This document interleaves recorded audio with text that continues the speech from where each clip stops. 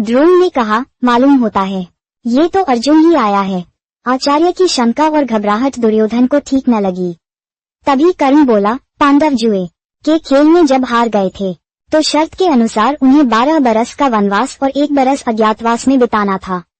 अभी 13वां बरस पूरा नहीं हुआ है और अर्जुन हमारे सामने प्रकट हो गया है, तो डर किस बात का है।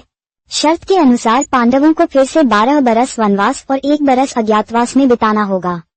अजीब बात है कि सेना के योद्धा भय के मारे कांप रहे हैं, जबकि उन्हें दिल खोलकर लड़ना चाहिए। आप लोग यही रट लगा रहे हैं कि सामने जो रथ आ रहा है उस पर अर्जुन धनुष ताने हुए बैठा है, पर वहाँ अर्जुन की बजाय परशुराम हो, तो भी हम क्यों डरें। मैं तो अकेला ही जाकर उसका मुकाबला करूंगा और मैंने दुर्योधन को जो वचन दिया था उसे आज पूरा करके दिखाऊंगा। कर्ण को यूं दम भरते हुए देखकर कृपाचार्य झल्लाकर बोले, कर्ण, मूर्खता की बातें न करो, हम सबको एक साथ मिलकर अर्जुन का मुकाबला करना होगा। ये सुनकर कर्ण को गुस्सा आ गया। वह बोला, आचार्य तो अर्जुन की प्रशंसा करते कभी थकते ही नहीं हैं। अर्जुन की शक्ति को बढ़ा चढ़ाकर बताने की इन्हें एक आदत सी पड़ गई है। न मालूम ये भय के कारण है या अर्जुन को अधिक प्यार करते हैं, इस कारण है। जो भी हो, मैं अकेला ही डटा रहूंगा।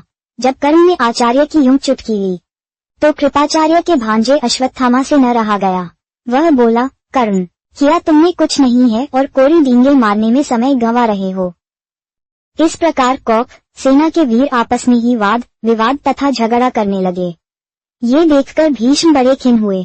वह बोले, यह आपस में बैर विरोध या झगड़े का समय नहीं है। अभी तो सबको एक साथ मिलकर शत्रु का मुकाबला करना है।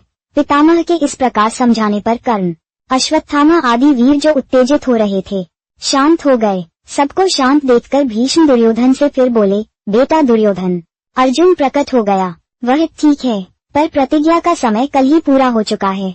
चंद्र और सूर्य की गति, वर्ष, महीने और पक्ष विभाग के पारस्परिक संबंध को अच्छी तरह जानने वाले मेरे कथन की पुष्टि करेंगे। प्रत्येक वर्ष में एक जैसे महीने नहीं होते। मालूम होता है कि तुम लोगों की गणना में भूल हुई है, इसलिए तुम्हें भ्रम हुआ है। जैसे ही अर्जुन ने गांडीव धनुष की टंकार की थी, मैं समझ गया था कि प्रतिज्ञा की अवधि पूरी हो गई है। दुर्योधन, युद्ध शुरू करने से पहले इस बात का निश्चय कर लेना होगा कि पांडवों के साथ संधि कर लें या नहीं। यदि संधि करने की इच्छा है तो उसके लिए अभी समय है। दुर्योधन ने कहा, पूज्य पितामह, मैं संधि नहीं चाहता हूँ। राज्य तो दूर रहा, मैं तो एक गांव तक पांडवों को देने के लिए तैयार नहीं हूँ। ये सुनकर द्रोणाचार्य की आज्ञानुसार कौरव वीरों ने व्यूह रचना की। उधर उत्तर में रथ उसी ओर हाँक दिया जिधर दुर्योधन था। अर्जुन ने गांडीव पर चढ़ाकर दो बाण आचार्य द्रोण और पितामह भीष्म की ओर इस तरह से छोड़े जो उनके चरणों में जाकर गिरे। इस प्रकार अपने बड़ों की वंदना करके अर्जुन ने दुर्योधन का पीछा किया।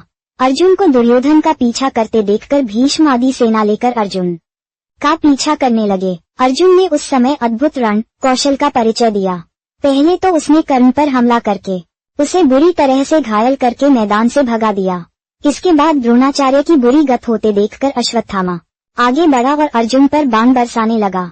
अर्जुन ने जरा सा हटकर द्रोणाचार्य को खिसक जाने का मौका दे दिया। मौका पाकर आचार्य जल्दी से खिसक गए। उनके चले जाने के बाद अर्जुन अब अश्वत्थामा पर टूट पड़ा। दोनों में भयानक युद्ध होता रहा। अंत में अश्वत्थामा को हार माननी पड़ी। उसके बाद कृपाचार्य की बारी आई और वह भी हार गए। पांचों महारथी जब इस भांति परास्त हो गए तो फिर सेना किसके बल पर टिकती। सारी कौरव सेना को अर्जुन ने जल्दी ही तितर बितर कर दिया। सैनिक अपनी जान बचाकर भाग खड़े हुए। इस भांति भीषण युद्ध करते हुए भी अर्जुन ने दुर्योधन का पीछा करना न छोड़ा। पांचों महारथियों द्वारा अर्जुन को एक साथ रोकने का प्रयत्न करने पर भी उसे रोका न जा सका।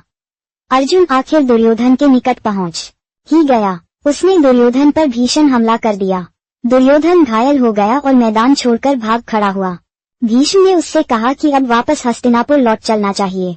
भीष्म की सलाह मानकर सारी सेना हार मानकर हस्तिनापुर की ओर लौट चली। इधर युद्ध से लौटते हुए अर्जुन ने कहा, उत्तर अपना रथ नगर की ओर ले चलो। तुम्हारी गाय छुड़ा ली गई है, शत्रु भी भाग खड़े हुए हैं। इस विजय का यश तुम्हीं को मिलना चाहिए। इसलिए चंदन लगाकर और फूलों का हार पहनकर नगर में प्रवेश करना। रास्ते में अर्जुन ने फिर से बृहन्नला का वेश धारण कर लिया और राजकुमार उत्तर को रथ पर बैठाकर सारथी के स्थान पर खुद बैठ गया। उन्होंने विराटनगर की ओर कुछ दूतों को यह आज्ञा देकर भेज दिया कि जाकर घोषणा कर दो कि राजकुमार उत्तर की विजय हुई है।